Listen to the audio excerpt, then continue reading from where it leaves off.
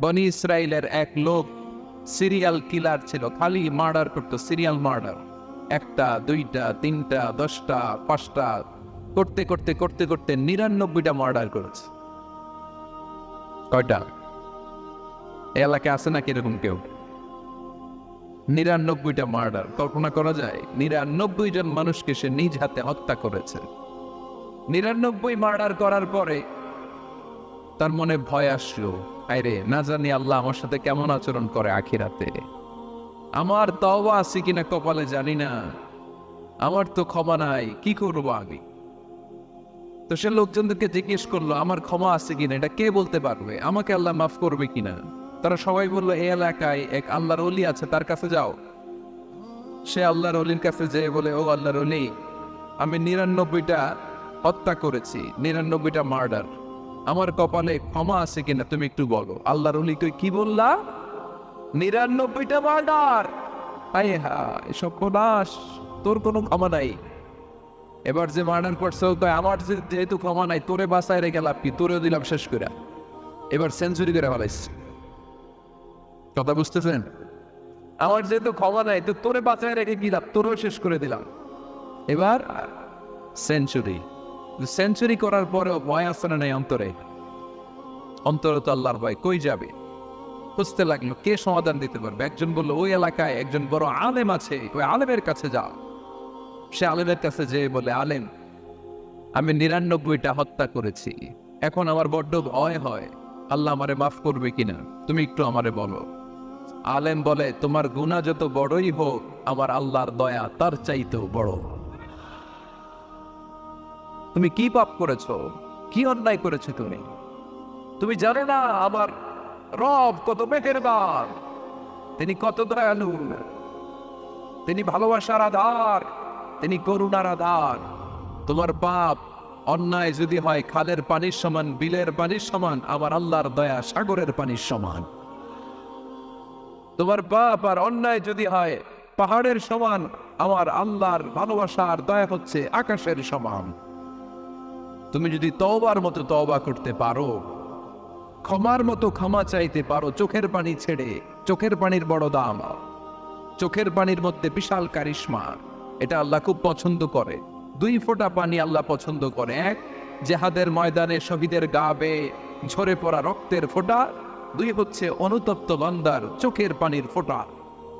বান্দা যখন অনুতপ্ত হয়ে চোখের পানি ছেড়ে কাঁদে, তার চোখের পানি চোখ বেয়ে নাকের ডগা বেয়ে মাটিতে পড়ার আগেই ওই অনুতপ্ত বান্দার সব গুনাহ আল্লাহ মাফ করে দেয়। সে জিজ্ঞেস করলো, আমার ক্ষমা আছে কিনা? আলেম বলে, আছে, ক্ষমা আছে। তওবার মতো তওবা কর, তাওবাতান নাসুহা, তওবার মতো তওবা করলে আল্লাহ ঠিকই মাফ করবে। সে এতটাই অনুতপ্ত হলো, এতটাই, সে আল্লাহর কাছে ক্ষমা চাইতে শুরু করলো। আলেম পরামর্শ দিলে, তুমি যে এলাকায় থাকো এলাকাটা ভালো না, এলাকাটা ছাড়ো, এখানে সব ডাকাতদের এলাকা, তুমি একটা ভালো এলাকায় যাও, ওখানে যে তওবা করে ভালো মানুষ হয়ে যাও। সে নিয়ত করে কাপড় চোপড় গুছিয়ে ভালো এলাকায় যাবে।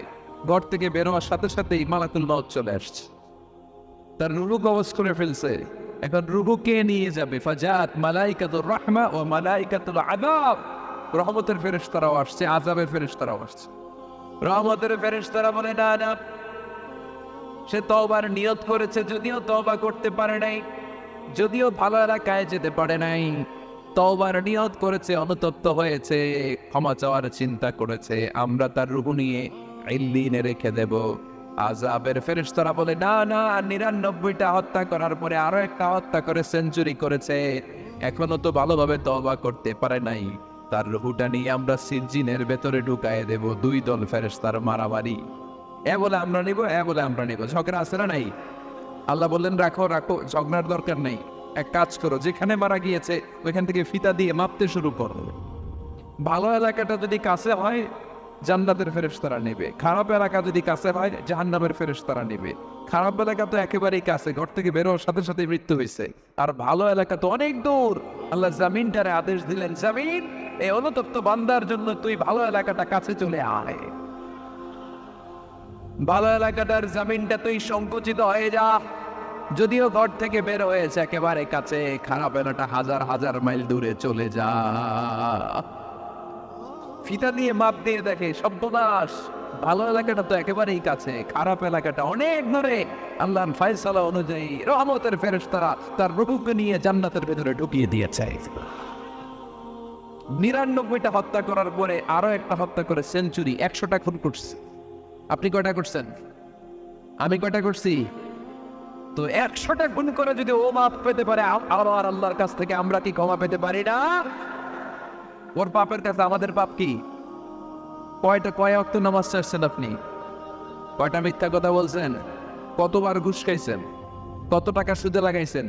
কত অন্যায় করছেন? কত জুলুম করেছেন? মনে রাখবেন, আপনার পাপ, আপনার অন্যায়, আপনার জুলুম যত বড় হোক না কেন, আমার আল্লাহর দয়া তার চাইতেও বড়।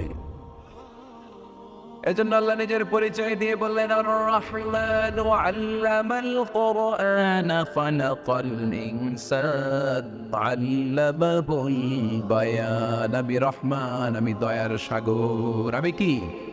আল্লাহ তুমি দয়ার সাগর, রহমানুর রহিম। তোমার দয়ায় পূর্ণ আমার সারা নিশিদিন, তোমার দয়ায় পূর্ণ আমার সারা নিশিদিন। আলহামদুলিল্লাহ পড়েন। তাহলে বুঝতে পারলাম আমার আল্লাহর দয়ার কোনো শেষ আছে? চিল্লায় বলতে হবে আছে। কয়শো টুকরা? সবাই শুনতেছেন? কষ্ট হচ্ছে তো উত্তর দিচ্ছেন না যে? কত টুকরা করলেন?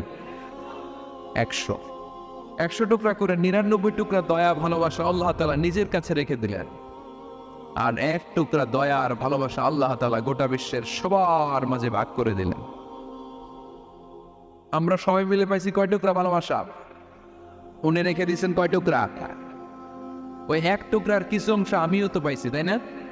আপনি পেয়েছেন, আমরা সবাই পেয়েছি, গোটা বিশ্বের সবাই, আদম আলাইহিস সালাম থেকে শুরু করে কিয়ামত পর্যন্ত যারা আসবে, এসেছিল এবং এখন আছে, সবাই মিলে কয় টুকরা? ওনার কাছে কয় টুকরা? কিন্তু এই 1 টুকরা যে আমরা সবাই ভাগে যোগে পাইলাম, আমাদের ভালোবাসার নমুনা দেখছেন? একজন আর একজনের ভালোবেসে বলে আত্মহত্যা করে ফেলে, আছে না নাই? আছে না?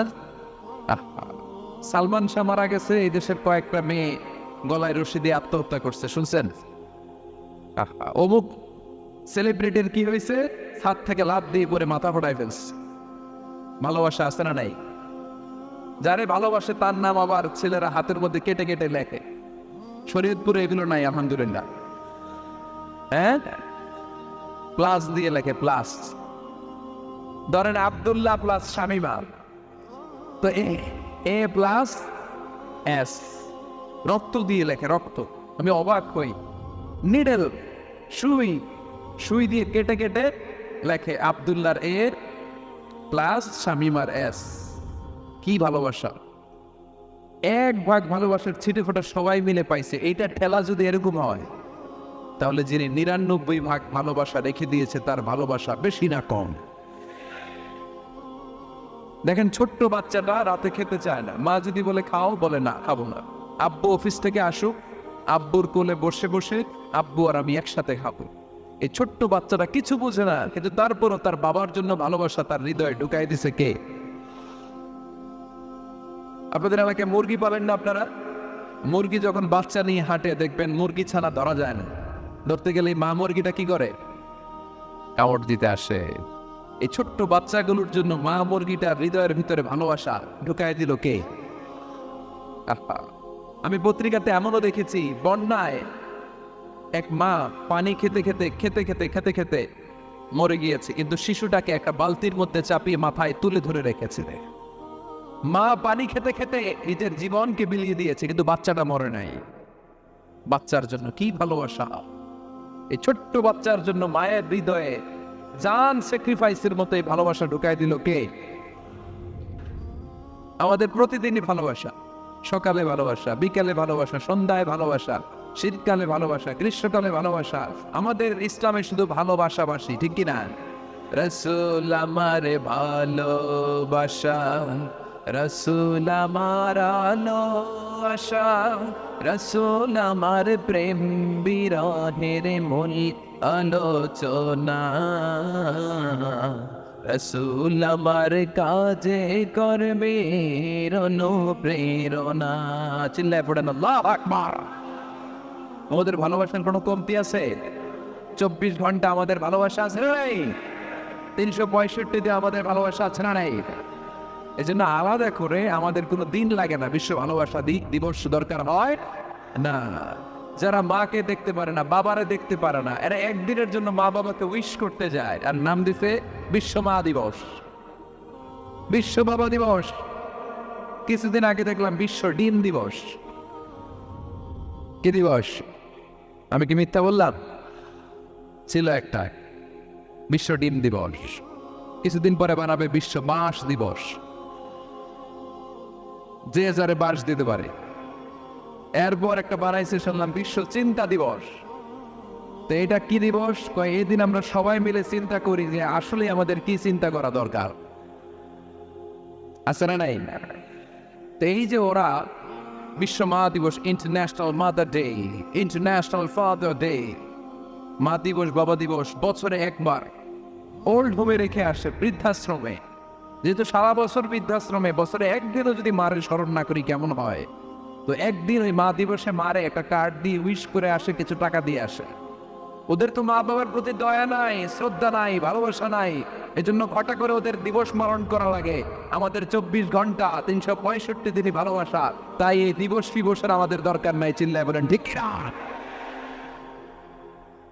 জন্মের পর থেকেই তো আমাদের ভালোবাসা, মৃত্যু পর্যন্ত ভালোবাসা, আমৃত্যু ভালোবাসা। এই জন্য বিশ্ব ভালোবাসা দিবস, এটা ইসলাম কখনো সাপোর্ট করে না।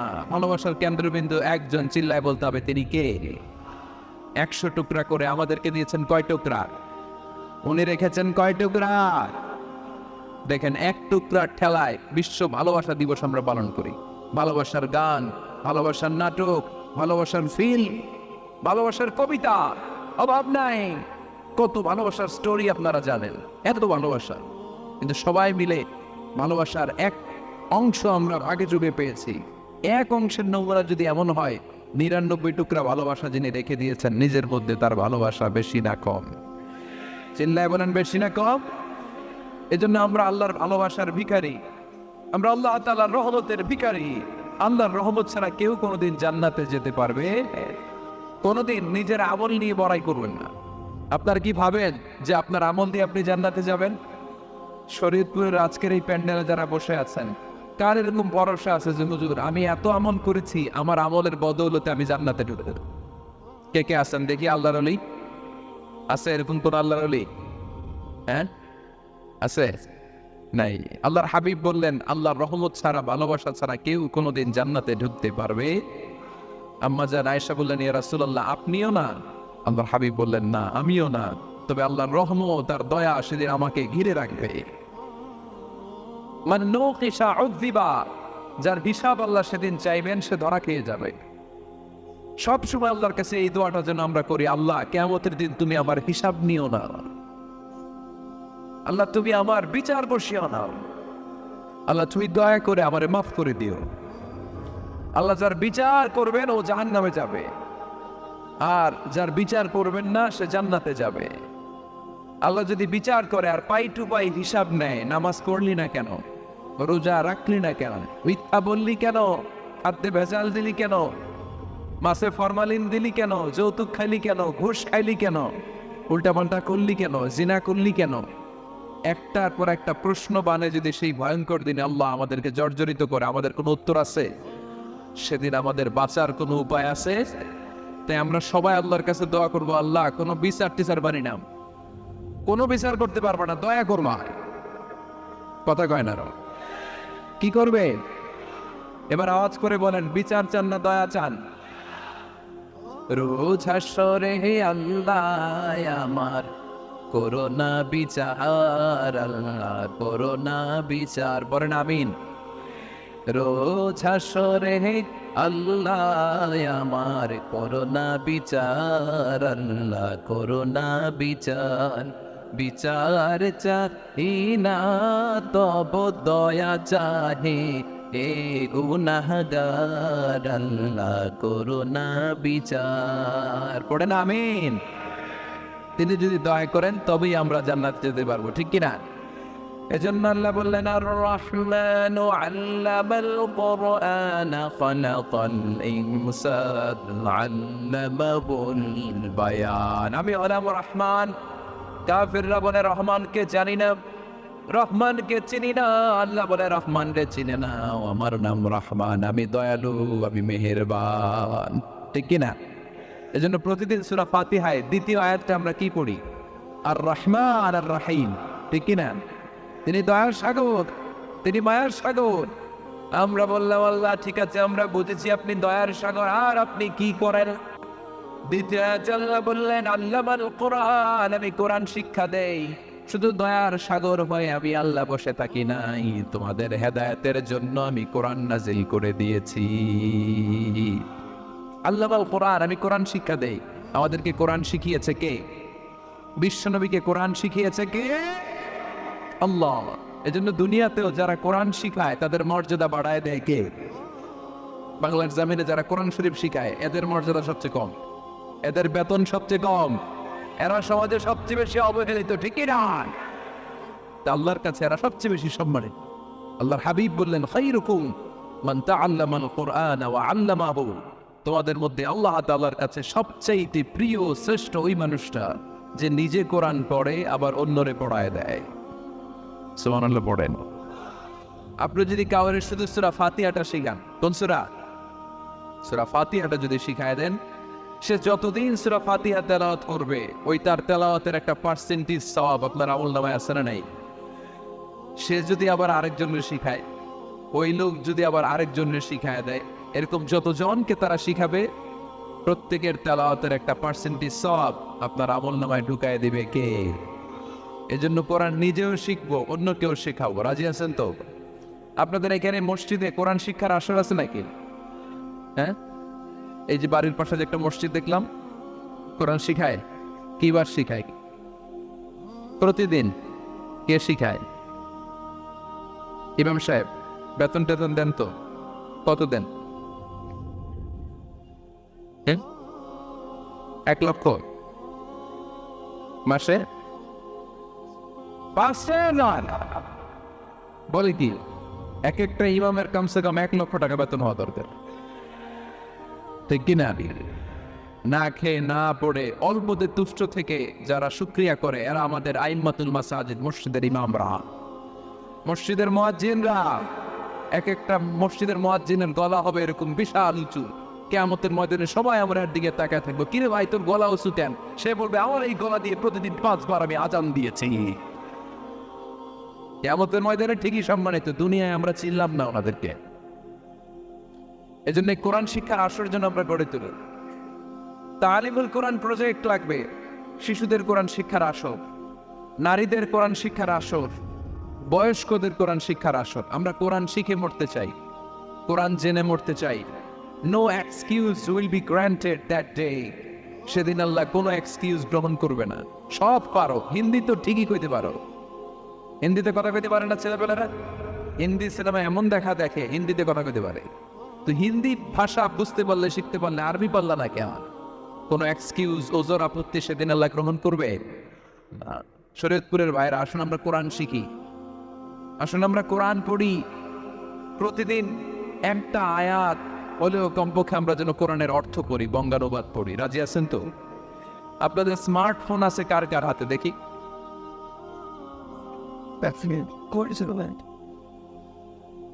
আপনারা কি আনালো স্মার্ট? আপনি মাশাআল্লাহ, তোমরাও কি স্মার্ট? হ্যাঁ, ঠিক আছে, হাত নামাও, হাত নামান সবাই। তো এই যে স্মার্টফোন আসছে স্মার্ট বানাইতে, যেই ফোনের মধ্যে কোরআন নাই সে আনস্মার্ট। ঠিক কিনা? যার মোবাইলের ভিতরে কোরআনের অ্যাপস আছে, ডাউনলোড করে অ্যাপস রেখেছে, সেই হচ্ছে আসল smart. He is the real hero, he is the real smart. এজন্য মোবাইলের অ্যাপসের ভিতরে কোরআন ঢুকাইতে হবে। শরীয়তপুরের ছেলেরা খুব সহজ, অ্যান্ড্রয়েড স্যাট ইউজ করলে প্লে স্টোরে যাও, যে তুমি বাংলা কোরআন লিখে চলে আসবে। আইফোন যদি ইউজ করো অ্যাপ স্টোরে যাও, ওখানে যে বাংলা কোরআন লিখে চলে আসবে। সহজ। এত সহজ হওয়ার পরেও আল্লাহ কি বললেন আমরা যদি না শিখি, না জানি, আল্লাহ কি ক্ষমা করবে? যা বলার সব আল্লাহ বলে দিয়েছে এই কোরআন। এই কোরআনে শুরু হয়েছে বিসমিল্লাহির রহমানির রহিম দিয়ে, মানে বা দিয়ে। কি দিয়ে? চিল্লায় বলেন না, কি দিয়ে? বা দিয়ে। আর এই কোরআন শেষ হয়েছে সূরাতুন নাস দিয়ে, যে সূরার শেষ আয়াত হচ্ছে মিনাল জিন্নাতি ওয়ান নাস। বার সিন মিলালে কি হয়? বাস। এবার বাসে চড়া শরীয়তপুর শহরে যাব। ওই বাস না, এই বাস মানে যথেষ্ট, এই বাস মানে সাফিসিয়েন্ট, কাফি। আল্লাহ বুঝালেন এই 30 পারায় 114টা সূরায় আমি যা দিয়েছি এটাই বাস, যথেষ্ট, নতুন করে আর কিচ্ছু লাগবে না। চিল্লায় বলেন ঠিক কি না? এই জন্য মোবাইলে কোরআনের অ্যাপস ঢুকাইবেন। কে কে ঢুকাইবেন আজকে থেকে দেখি? আমারে দেখানোর জন্য হাত তুলছেন? দেখাতে হবে একজন রে, তিনি কে? আল্লাহরা দেখান, আল্লাহর ফেরেশতারা দেখান। এখন কই মারছে আর আল্লাহর ফেরেশতার কথা কইছি, আমি ভয় ঢুকছে। ঢুকাবেন ঢুকাবেন, এদিকে হাত তুলে না কেন? আছে মাশাআল্লাহ, হাত নামান। আল্লাহ তুমি সব ভাইদেরকে কবুল করো।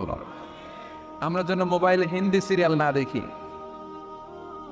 আমরা যেন ড্যান্স না দেখি, উলঙ্গ নৃত্য যেন না দেখি, আমরা যেন এই মোবাইলে কোরআন পড়ি।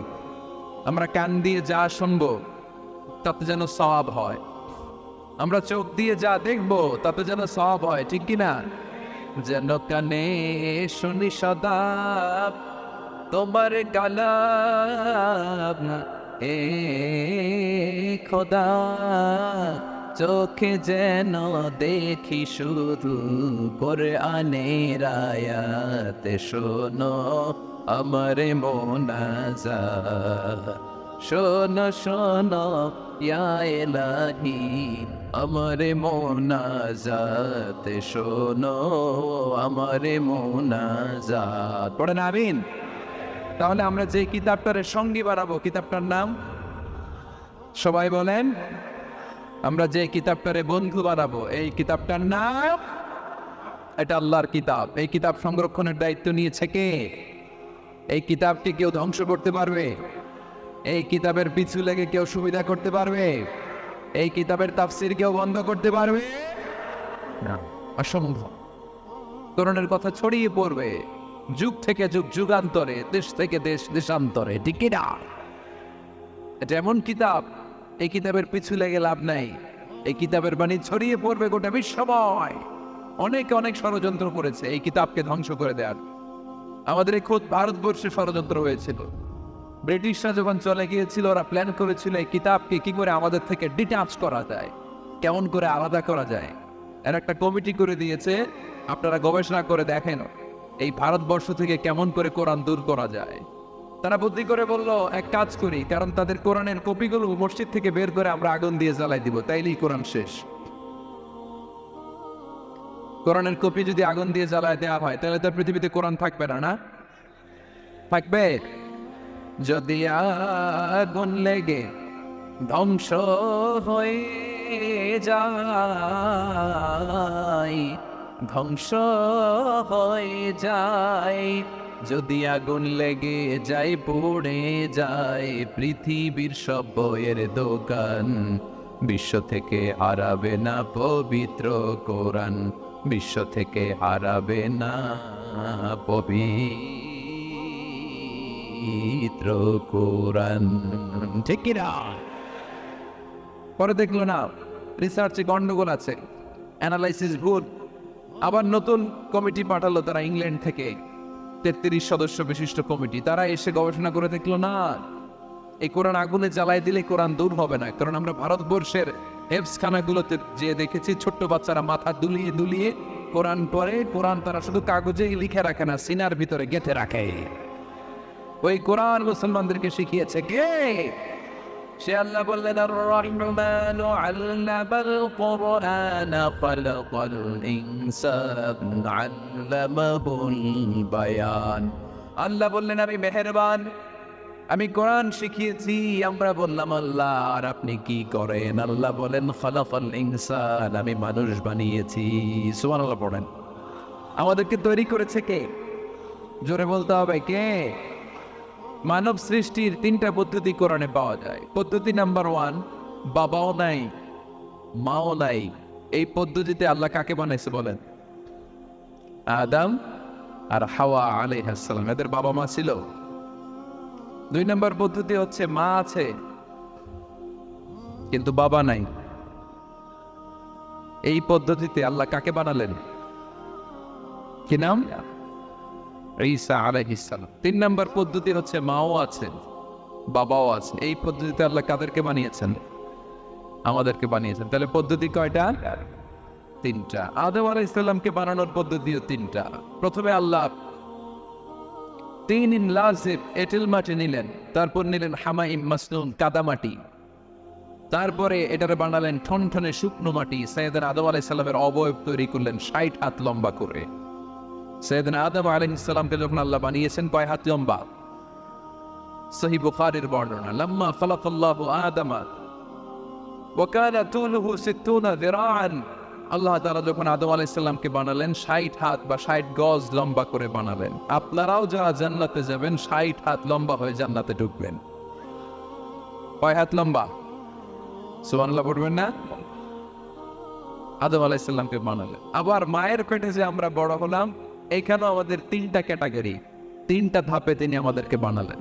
মায়ের পেটে 9 মাস কি করছিলেন মনে আছে আপনাদের? শরীয়তপুরের ভাইরা মনে নেই কেন?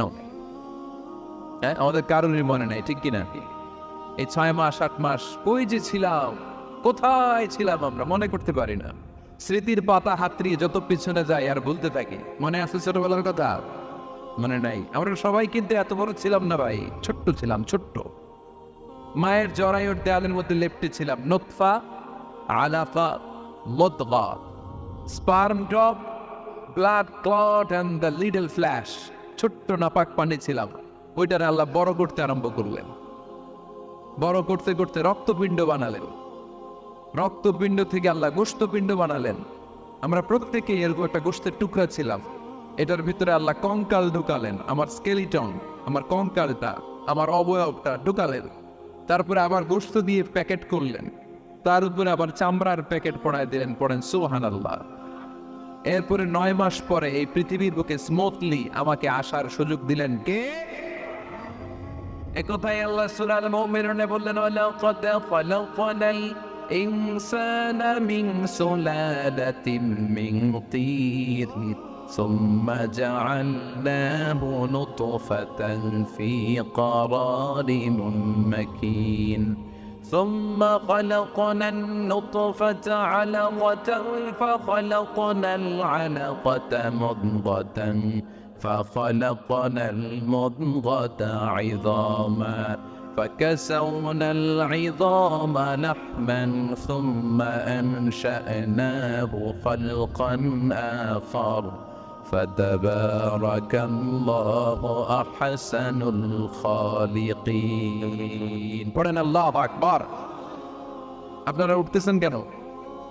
উঠছেন কে দেখি? আপনার চেহারাটা দেখেন আমাকে। ওয়াশরুমে যাওয়ার জন্য অনেক আগ থেকে বসে আছেন বোধহয়, না? আসর থেকে, দুপুর 3টা থেকে। আল্লাহু আকবার, আল্লাহু আকবার। তাহলে দোয়া করে দিই। আর না না ঠিক হবে না, কষ্ট হচ্ছে, আমি বুঝতে পারতেছি। আরো কয়েক মিনিট শুনবেন? পড়েন পড়েন, লিল্লাহে তাকবীর, লিল্লাহে তাকবীর, লিল্লাহে তাকবীর। মায়ের পেটে আমাদেরকে তৈরি করলো কে? আল্লাহ। 10 মাস আমাদেরকে খাবার দিল কে?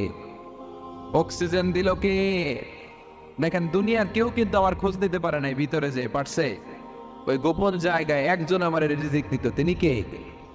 আমার নাভির সাথে আমার মায়ের জরায়ুর একটা কানেকশন ছিল। ওই একটা লাইন দিয়ে আমাদের সবাইকে আল্লাহ খাবারের ব্যবস্থা করেছেন, পানির ব্যবস্থা করেছেন, বাতাসের ব্যবস্থা করেছেন। দুনিয়ায় আসার সাথে সাথে দুনিয়ার মানুষরা ওই খাবারের লাইনটা কেটে দেয়, ঠিক কিনা? শরীয়তপুরে বোধহয় রেখে দেয়। কি করে? এটা দেখবেন, সিজার করার পরে বাচ্চাদেরকে বের করে কেচি দিয়ে, যারা সিজার করে ডাক্তাররা কি করে? কেটে দেয়। বাচ্চার পা ধরে মাথাটা নিচু করে নিতম্বের মধ্যে থাপ্পড় মারে কয়েকটা, তারপরে বাচ্চা ওয়া ওয়া করে কেঁদে ওঠে, ঠিক কিনা? আমরা আমাদের কানে শুনি ওয়া ওয়া, আসলে সে আল্লাহর কাছে কেঁদে কেঁদে ফরিয়াদ জানায়, বলে আল্লাহ 9 মাস 10 মাস মায়ের পেটের ভেতরে ছিলাম, কেউ তো খোঁজ খবর নিল না, তুমিই তো আমার এই নাভির সাথে মায়ের জরায়ুর একটা লাইন দিয়ে ওই এক লাইনে খাবার, এক লাইনে পানি, এক লাইনে বাতাস ঢুকিয়েছ। 9টা মাস এই খাবারের লাইন আমার ঠিকঠাক ছিল, আমার টেনশন ছিল না। দুনিয়ার বুকে আসার সাথে সাথেই এদের সাথে আমার কি শত্রুতা আমি জানি না, আসার সাথে সাথে আমার খাবারের লাইনটা কেটে দিচ্ছে। আল্লাহ একটা মাত্র খাবারের লাইন ছিল, মানুষগুলো কেটে দিল, আমি এখন কি খাবো, আমি এখন যাব কই? আল্লাহ বলে কাঁদিস না, 8 মাস যেমনি খাওয়াইছি এখনো খাওয়ানো, সুবহানাল্লাহ পড়েন। আবার এর একটা লাইন ছিল, কেটে দিয়েছে, ওই একটার বিপরীতে তোর মায়ের বুকের ভেতরে এখন খাবারের 2টা লাইনের ব্যবস্থা করে দিলাম। খালাকাল ইনসান, তিনি মানুষ বানিয়েছেন, মানুষের যা দরকার তার ব্যবস্থাও করে দিয়েছেন। চিল্লায় বলেন ঠিক কিনা? এজন্য আল্লাহ বললেন আর রহমান আল্লামাল কুরআন খালাকাল ইনসানা আল্লামাহুল বায়ান। আমি মেহেরবান, আমি তোমাদের কোরআন শিখিয়েছি, আমি মানুষ তৈরি করেছি, আমি তোমাদেরকে ভাষা শিক্ষা দিয়েছি। সুবহানাল্লাহ পড়েন। আল্লামাহুল বায়ান, আমি তোমাদেরকে বয়ান শিখিয়েছি। এই যে আমরা বয়ান করি, আমাদের যে ভাষা, এই ভাষা কার দান? আমাদের বাংলা ভাষা কার দান? পৃথিবীতে অনেক ভাষা আছে, একটা ভাষার প্রকাশভঙ্গির সাথে আরেকটার মিল নেই, একটার প্রকাশভঙ্গির সাথে আরেকটার মিল নেই। চাইনিজরা চাইনিজ ভাষায় কথা বললে ইংরেজরা কিচ্ছু বুঝে না, ইংরেজরা বললে আরবরা বুঝে না, আরবরা বললে মালায়রা বুঝে না, মালায়রা বললে আফ্রিকানরা বুঝে না। সুবহানাল্লাহ পড়েন। আমি অনেক দিন দেশের বাইরে থাকি, 10 বছরেরও বেশি আমি পড়াশোনা করি, এখনো পিএইচডি করি। তো মিশরে যখন আমি পড়াশোনা করতাম তখন দেখতাম এক এক ভাষায় এক একজন কথা বলে। আমরা বাঙালিরা যদি কোনো কথা বলে হাসাহাসি করি, হেসে হেসে আমরা কোটি কোটি হয়ে যাচ্ছি, মরে যাচ্ছি, কিন্তু ওরা হাসে না, বিদেশিরা, ওরা বোঝে নাই তো। আবার ওরা যখন কথা বলে হাসে, আমরা কিছুই বুঝি না। সুবহানাল্লাহ পড়বেন না? ওইটা বাদ দেন, আমাদের বাংলাদেশে আসে, আমাদের বাংলাদেশে এক এক জেলার সাথে আরেক জেলার ভাষার ভিন্নতা আছে না নাই? সুবহানাল্লাহ পড়বেন না? ঢাকার ভাষার সাথে ফরিদপুরের ভাষার অমিল, সিলেটের অনেক অমিল, চট্টগ্রামের অমিল আছে না নাই?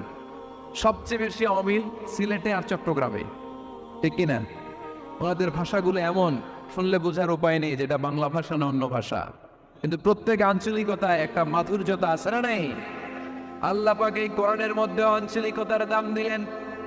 হিশাম বিন হাকিম বিন হিজাম কোরআন থেকে তেলাওয়াত করতে শুরু করলেন। এই তেলাওয়াত শুনে সাইয়েদনা ওমরে ফারুক ওনার ঘাট ধরে টেনে বিশ্বনবীর কাছে নিয়ে আসলেন। ওমরে ফারুক বললেন, ইয়া রাসূলুল্লাহ, দেখেন হিশাম বিন হাজিম কেমন করে কোরআন পড়ে, দেখেন ভিন্নভাবে কোরআন পড়ে, আপনি শিখাইছেন একভাবে, ও পড়ে আরেকভাবে, ওর বিচার করেন। আসলে আরেকভাবে পড়ে নাই, অন্য আঞ্চলিকতায় পড়েছে। যেমন আমরা পড়ি ওয়াদ-দুহা ওয়াল লাইলি ইযা মা ওয়াদ্দাআকা রাব্বুকা ওয়া মা ক্বালা ওয়ালাল আখিরাতু খায়রুল লাকা মিনাল উলা। কিন্তু কোরআনের আরেকটা লাহাজা বা আরেকটা পড়ার পদ্ধতি আছে, যেখানে ওনারা পড়ে ওয়াদ-দুহি ওয়াল লাইলি ইযা সাজা মা ওয়াদ্দাআকা রাব্বুকা ওয়া মা ক্বালা। সুবহানাল্লাহ পড়বেন না? হাশিম বিন হিকাম এরকম বাঁকা করে পড়ছিলেন। ওমরে ফারুক বাঁকাটা শিখেন না, উনি শিখছিলেন সোজা। ওমরে ফারুক আবার সোজা খামটা পছন্দ করতেন। সুবহানাল্লাহ পড়েন। বিশ্বনবী বললেন, হিশাম বিন হিজামকে তুমি ছাড়ো। বললেন, হিশাম তুমি কিভাবে পড়েছো? হিশাম বলে, আমি এইভাবে পড়েছি। বিশ্বনবী বললেন, হাকাযা উনজিলা, এভাবেও নাজিল হয়েছে, সমস্যা নাই। ওমর তুমি কিভাবে পড়েছো? ওমর বললেন, আমি তো এইভাবে শিখেছি। বিশ্বনবী বললেন, এভাবেও নাজিল হয়েছে, সমস্যা নাই। উনজিলাল কুরআনু আলা সাবআতি আহরুফ ফাকরাউ মা তায়াসসারা মিনহু। আরবি ভাষা একটা, কিন্তু এর মধ্যে আঞ্চলিকতা আছে 7টা। এই 7টা আঞ্চলিকতা দিয়ে কোরআন নাজিল করেছে কে? এজন্য আঞ্চলিকতার মর্যাদা আল্লাহ কোরআনেও দিলেন। এজন্য বললেন, আর রহমানু আল্লামাল কুরআন খালাকাল ইনসান আল্লামাহুল বায়ান। আমি মেহেরবান, আমি কোরআন শিখালাম, আমি মানুষ বানালাম, আমি তোমাদেরকে ভাষা শিখালাম। সুবহানাল্লাহ পড়েন।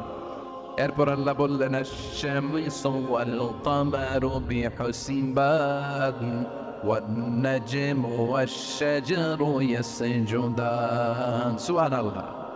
আশ-শামসু ওয়াল কমারু বিহিসবান, চাঁদ আর সূর্য আমি তৈরি করেছি তোমাদের হিসাবের জন্য। হিসাব আছে না নাই? কতদিন এক বছর আপনাদের শরীয়ত করে? 365 দিন। এটা তো সোলার ইয়ারের হিসাব বললেন, মানে সৌর বৎসর। আর চান্দ্র বৎসরে 354 বা 55 দিন। তাহলে এই সূর্য আর চাঁদ, চাঁদ আর সূর্যকে আল্লাহ এই মহাবিশ্বে দিয়েছেন হিসাবের জন্য, ঠিক কিনা? আল্লাহর হাবিব বললেন সুমু লিরুইয়াতিহি ওয়া আফতিরু লিরুইয়াতিহি, চাঁদ দেখে রোজা রাখো, আবার চাঁদ দেখে রোজা ভাঙো। আমরা রমজান শুরু করি কি দেখে? জোরে বলেন। ঈদ শুরু করি কি দেখে? চাঁদের পালকি চড়ে আসলো সবার ঘরে, চাঁদের পালকি চড়ে আসলো সবার ঘরে, আসলো খুশির ঈদ, বলো ঈদ মুবারক, ঈদ মুবারক, ঈদ মুবারক, ঈদ। সবাই পড়েন, বলো ঈদ মুবারক, ঈদ মুবারক, ঈদ মুবারক, ঈদ। সুবহানাল্লাহ পড়েন। আশ-শামসু ওয়াল কমারু বিহিসবান, সূর্য চন্দ্রের গায়ে লাগে না, চন্দ্র সূর্যের গায়ে লাগে না। কোনোদিন কি দেখেছেন সূর্য আর চন্দ্র ধাক্কা লাগছে? দিনের ভেতরে রাত ঢুকে গেছে, রাতের ভিতরে দিন ঢুকে গেছে, এরকম কি কখনো হয়েছে? সব কিছু একজনের আইন মানে, চিল্লায় বলতে হবে তিনি কে। এরপরে আল্লাহ বললেন ওয়ান-নাজমু ওয়াশ-শাজারু ইয়াসজুদান, আকাশের তারকারাজি আর বৃক্ষমালা একজনকে সিজদা করে, তিনি কে? আকাশের তারাগুলো আল্লাহরে সিজদা করে, কিন্তু আমরা আল্লাহরে সিজদা করতে চাই না। গাছগুলো আল্লাহর জিকির করে, কিন্তু আমরা জিকির করতে চাই না, ঠিক কি না? অস্ট্রেলিয়ার সিডনি শহরে একটা জঙ্গল আছে, ওই জঙ্গলে একটা গাছ আছে, গাছ। ওই গাছটা টু দ্য ডাইরেকশন অফ কেবলা, কেবলামুখী হয়ে মানুষের মতো রুকু করে আছে একটা গাছ। সুবহানাল্লাহ কইতে বললেন না? ক্যালেন্ডারে দেখা যায়, পত্রিকায় দেখা যায়, গাছ রুকু করে আছে। আমরা রুকু করি না, আমরা সিজদা করি না। কিয়ামতের দিন আল্লাহ বলবে আমার সিজদা দিয়ে দেখা। আপনারা যারা নামাজ পড়েছেন, সিজদা দিয়েছেন, তারা আল্লাহু আকবার বলে সিজদায় লুটিয়ে পড়বেন। আর যারা নামাজ পড়ে নাই, তারা শত চেষ্টা করেও তাদের পিঠকে বাঁকা করতে পারবে না। এই জন্য 5 ওয়াক্ত সালাত জামাতের সাথে পড়ার দরকার আছে না নাই? আজকের এই মাহফিলটা তখনই সফল হবে যখন আমরা এই ওয়াদা করতে পারবো যে জীবনে কোনোদিন নামাজ ছাড়বো। এই ওয়াদা করা যাবে? সবাই করতে পারবেন? কার সাথে? আমার সাথে ওয়াদা করবেন। কার সাথে? হাত তুলে আল্লাহরে দেখান, আওয়াজ করে আল্লাহরে ডাকেন, বলেন হে আল্লাহ। আরো জোরে একটা ডাক দেন, পড়েন আল্লাহ। হাত তুলে ওয়াদা করলাম 5 ওয়াক্ত সালাত জামাতের সাথে আদায় করার চেষ্টা করব, তুমি তৌফিক দাও, আমিন। আরো জোরে আমিন। শেখ সাদি রাহিমাহুল্লাহ, ইরানের বিখ্যাত কবি, বালাগাল উলা বিকামালিহি কাশাফাত দুজা বিজামালিহি, এই কবিতা লিখে বিখ্যাত হয়েছিলেন। তো ওনার একটা সময়ে আর্থিক দৈন্যতা যাচ্ছিল, টাকা পয়সা ছিল না, ফলে পায়ে দেওয়ার মতো জুতা ছিল না। কি ছিল না? জুতা ছিল না। তো খুব আফসোস করে একদিন মনে মনে আল্লাহরে বলে, আল্লাহ আমি এত বড় কবি, আমার পায়ে দেওয়ার মতো জুতা নাই। আহা, আফসোস করে ঘর থেকে বের হয়েছে। বের হয়ে দেখা এক ভিক্ষুক ভিক্ষা করে, ওই ভিক্ষুকের 2টা পাই নাই, ভিক্ষুকের 2টা। আর কবি সাহেবের কি নাই? জুতা নাই। কবি সাহেব যখন এই দৃশ্য দেখছে, হায় রে, আমার তো পা আছে, এর তো পাই নাই, সেজদায় পড়ে গেল। আর আল্লাহরে বলে, আল্লাহ শুকর আলহামদুলিল্লাহ, বেশ ভালো আছি, আর কিছু লাগবে না। এজন্য শান্তি হচ্ছে শুকর আলহামদুলিল্লাহর ভিতরে। শান্তি কিসের ভিতরে? শুকর আলহামদুলিল্লাহর ভিতরে। এজন্য আওয়াজ করে পড়েন আলহামদুলিল্লাহ। আপনার চাহিদার কোনোদিন শেষ হবে না। দেখবেন যার পা নাই, সে পা দেখে আফসোস করে, ইস লোকটা হেঁটে যায়, কি সুন্দর যায়, আমি তো হাঁটতে পারি না, যদি হাঁটতে পারতাম, যদি 2টা পা থাকতো। যার পা আছে, সে সাইকেলওয়ালাদেরকে দেখে আফসোস করে, ইস আমার যদি একটা সাইকেল থাকতো তাহলে তার হাঁটা লাগতো না, সাইকেল দিয়ে বাজারে যেতাম। যার সাইকেল আছে, সে আবার হোন্ডাওয়ালাদেরকে দেখে আফসোস করে, ইস একটা হোন্ডা যদি থাকতো তাহলে তো বো বো করা যাইতো না। হোন্ডাওয়ালারা আফসোস আছে প্রাইভেট কারওয়ালাদের দেখে। তারা আফসোস করে আমার যদি একটা কার থাকতো তাহলে তো কার চালাইতে পারে। যাদের প্রাইভেট কার এদেরও আফসোস আছে, ইস আমার যদি একটা হেলিকপ্টার যদি থাকতো তাহলে তো উড়াল মারতে পারতাম, ঠিক কিনা? হেলিকপ্টার ওনাদেরও আফসোস আছে, আমার যদি একটা জেট প্লেন থাকতো, jet plane, private jet plane, ও প্রিন্স ওয়ালিদ বিন তালালের মতো 70% মেড অফ গোল্ড, তার একটা জেট প্লেন আছে, এটার 70% স্বর্ণ দিয়ে বানানো। তার মানে চাওয়ার কোনো শেষ আছে? নাই। সুখ শান্তি যদি চান অলওয়েজ পড়বেন আলহামদুলিল্লাহ। কি পড়বেন? টাকা যার বেশি টেনশন তার বেশি। সাধারণত টাকা যার বেশি রোগ তার বেশি, টাকা যার বেশি শান্তি তার কম। আপনি খোঁজ নিয়ে দেখেন, 1000 কোটি টাকার মালিক, ঘরে শান্তি নাই, স্ত্রীর সাথে মনোমালিন্য, স্ত্রী যায় একদিকে উনি যায় আরেকদিকে, পোলায় কই যায় পোলায় নিজেও জানে না, মেয়ের অবস্থা খারাপ, আরেক ছেলের সাথে হাঁটে। তো এই হচ্ছে এদের লাইফস্টাইল। সবাই না, আল্লাহ যারা তারা ভিন্ন। রাতে এদের ঘুম হয় না, অনেকগুলো ঘুমের ট্যাবলেট খেয়ে ঘুমাতে হয়, ঘুম আসে না, ঘুম আসে না। কিন্তু রিক্সাওয়ালা, কুলিওয়ালা, দিনমজুর, এদের রোগ বালাই আছে? কথা বলেন। খাওয়ার সমস্যা আছে, ঘুমের সমস্যা আছে, শুইলেই ঘুম আসে, যেখানে রাইত ওইখানেই গাইড। ঘুমাইতে দেরি, নাক ডাকতে দেরি হয় না, ওর নাকের ডাকের আওয়াজে ট্রাকের ইঞ্জিনও ফেল। শান্তির ঘুম। এই জন্য সবসময় শান্তি খুঁজতে হবে। কি খুঁজবো? শান্তি দেওয়ার মালিক কে? আল্লাহ তুমি এই দেশটাকে শান্তিময় করো। আসলে আমরা সরাসরি কোরআন থেকে শুনি, কারণ কোরআন থেকে শুনলে বরকত বেশি না কম? আরো জোরে বলেন, বেশি না কম? এটা এমন একটা কিতাব যে কিতাবে কোনো ভুল নাই। আছে সন্দেহ? আছে সংশয়? আছে? মুত্তাকিনদের জন্য এই বইটারে হেদায়েতের কিতাব করে নাজিল করলো কে? যালিকাল কিতাবু লা রাইবা ফি হুদাল লিল মুত্তাকিন। This is the book, the most authentic and original book in the world, whereof there is no doubt in it and a guidance to those who are muttaqin. এটা এমন বই যে বইয়ে কোনো ভুল নাই, কোনো সন্দেহ নাই, কোনো সংশয় নাই। মুত্তাকিনদের জন্য এই বইটারে হেদায়েতের কিতাব করে পাঠালো কে? আবার আল্লাহ বলেন, কিতাবুন আনজালনাহু ইলাইকা লিতুখরিজান নাসা মিনায-যুলুমাতি ইলান-নূর। নবী হে, এই কিতাবকে আমি নাজিল করেছি অন্ধকারাচ্ছন্ন মানুষগুলোকে আলোর পথ দেখাতে, বামপন্থী গুলারে ডানপন্থী বানাতে, জাহান্নামী গুলারে জান্নাতি বানাতে। এই কিতাব যদি কেউ পড়ে সে মানুষের মতো মানুষ হয়। ওই মানুষ কখনো অন্যায় করে না। এই কিতাব যে পড়ে এবং মানে, এই কিতাবের শিক্ষাকে যে নিজের মধ্যে ধারণ করে, সে কখনো মিথ্যা বলে না, মা বাবার সাথে বেয়াদবি করে না। ওই আলোকিত মানুষটা কখনো টেন্ডারবাজি করে না, চাঁদাবাজি করে না, দুর্নীতিতে চ্যাম্পিয়ন হয় না, ক্যাসিনো ব্যবসায় নামে না। এই কোরআন যারা বুকে ধারণ করে এরা কোনোদিন পেঁয়াজের দাম বাড়ায় না। জোরে বলেন ঠিক কিনা? এরা কখনো তাদের কোনো কাজে জনমানুষের ক্ষতি করে না। এরা সবসময় কল্যাণের পক্ষে, এরা মানবতার পক্ষে। এরাই হচ্ছে আলোকিত মানুষ, ঠিক কিনা? মানুষ হওয়া পৃথিবীতে বড় কঠিন। খালি চোখে যা দেখেন এগুলো মানুষ না, এগুলো জনসংখ্যা। এগুলো কি? এজন্য বলা হয় বাড়ছে জনসংখ্যা, কমছে মানুষ। বাড়তেছে কি, কমতেছে কি? মানুষ। গরুর পেট থেকে বেরোলেই ওটা গরু হয়ে যায়, ছাগলের পেট থেকে বেরোলেই ওইটা ছাগল হয়ে যায়, মুরগির পেট থেকে বেরোলেই ওটা মুরগি। কিন্তু মানুষের পেট থেকে বেরোলেই ওটা মানুষ হয় না, ওটার মানুষ বানাইতে হয়, তাই না? আবার গরুকে কেউ কোনোদিন বলে না এই তুই গরুর মতো গরু হও, বলে শরীয়তপুরে? আপনারাও বলেন না?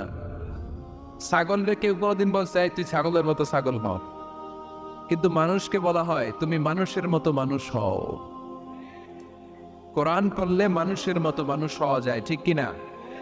এই দুনিয়া এখন তো সেই দুনিয়া নাই, মানুষ নামের মানুষ আছে দুনিয়া বোঝাই, সেই মানুষের ভিড়ে আমার আসল মানুষ নাই। ঠিক কিনা?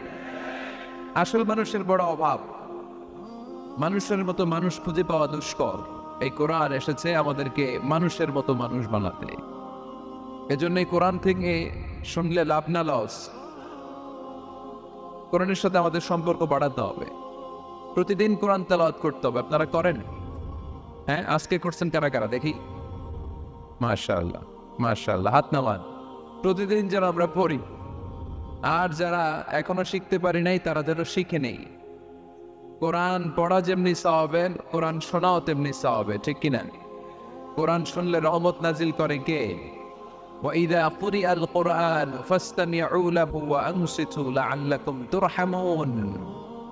যখন কোরআনের তেলাওয়াত করা হয় মনোযোগ দিয়ে শোনো, তোমাদের উপর রহমত নাজিল করবে কে?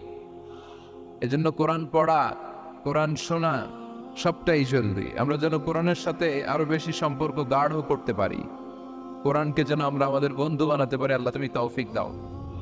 আর জোরে পড়েন আমিন। আজকে আমরা সূরাতু আর রহমান থেকে কথা শুনবো ইনশাআল্লাহ। পড়েন। এই সূরাটা মুখস্থ আছে কার কার? ও, অনেকেরই তো মুখস্থ। হাত নামান। এই সূরাটা যদি মুখস্থ নাও থাকে, এই সূরার মধ্যে এমন একটা আয়াত আছে এইটা সবার মুখস্থ। ঠিক কিনা? ফাবিআইয়ি আলা'i রাব্বিকুমা তুকাদ্দিবান। আমার কোন নেয়ামতকে তোমরা অস্বীকার করবে? এই আয়াতটা সবার মুখস্থ আছে না নাই?